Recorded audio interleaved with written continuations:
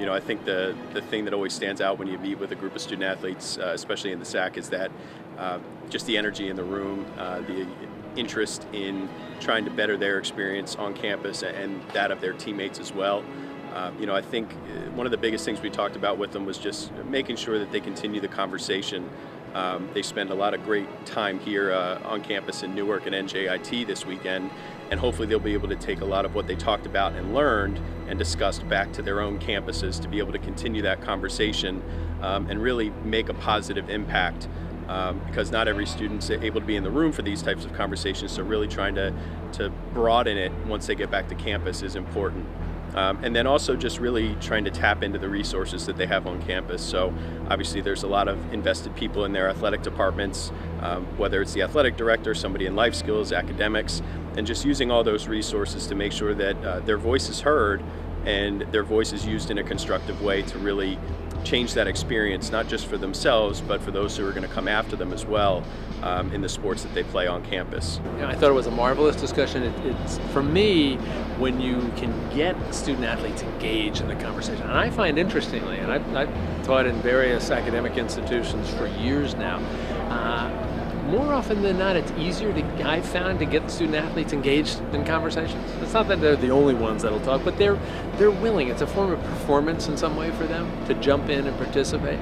So I thought the conversation we had was enlightening. I thought it showed different perspectives that they had depending upon their institutions and even depending upon their sports.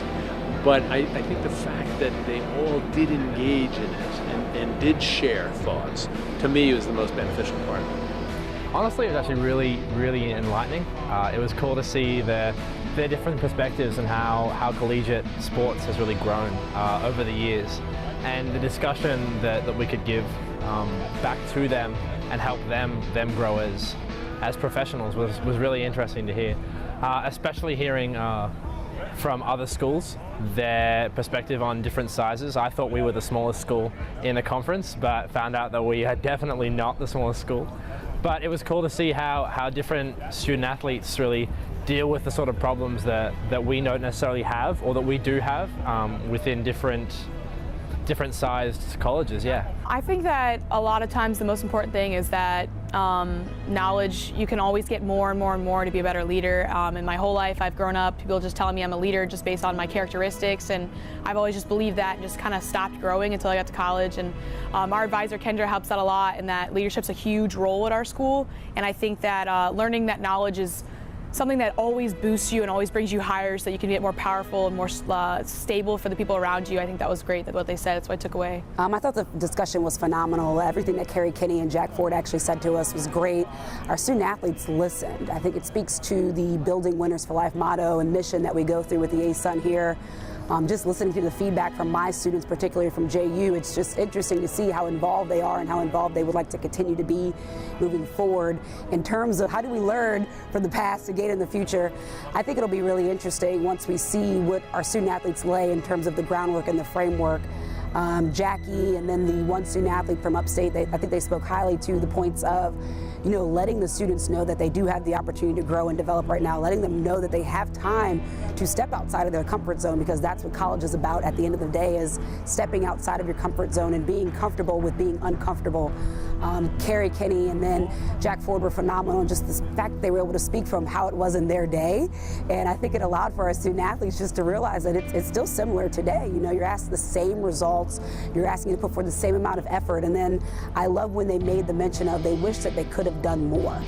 That one really sent home for me, and I hope it's sent home with a lot of our student athletes here today, just because there's so much more you can do as a student athlete. You're an advocate for not only the student body, you're an advocate not only for student athletes, but at the end of the day, you're the advocate for those coming after you. I thought it was funny that a lot of us had problems with feeling like we fit into our university.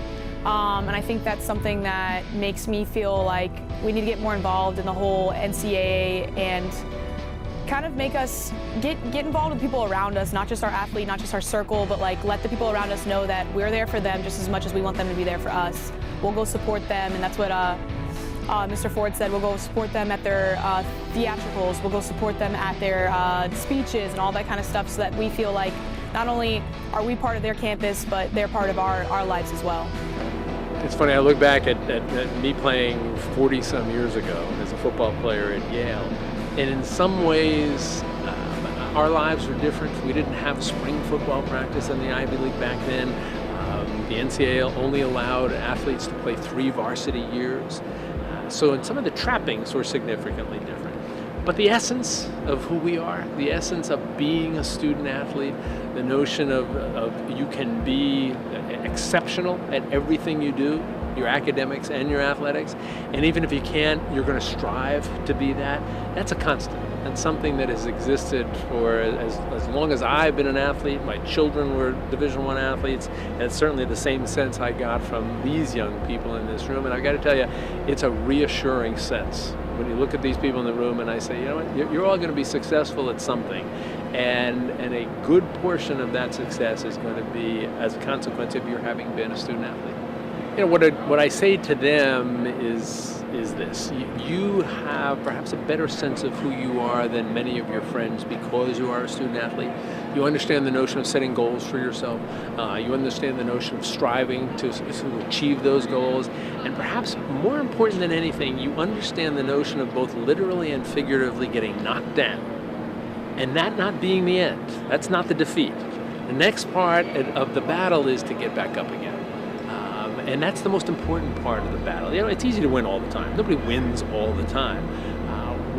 You can get great values and great lessons from winning. I don't want to downplay winning. If we're going to play, we want to win. But I think what you learn being a student athlete is that you're not going to win all the time, but you still have to take something out of it. And even if you lose, there's going to be a value to that. And it might mean that you realize you have to scheme better, you have to work harder, whatever it is you have to do, there are lessons to be learned. And I think that's the great value of being a student athlete.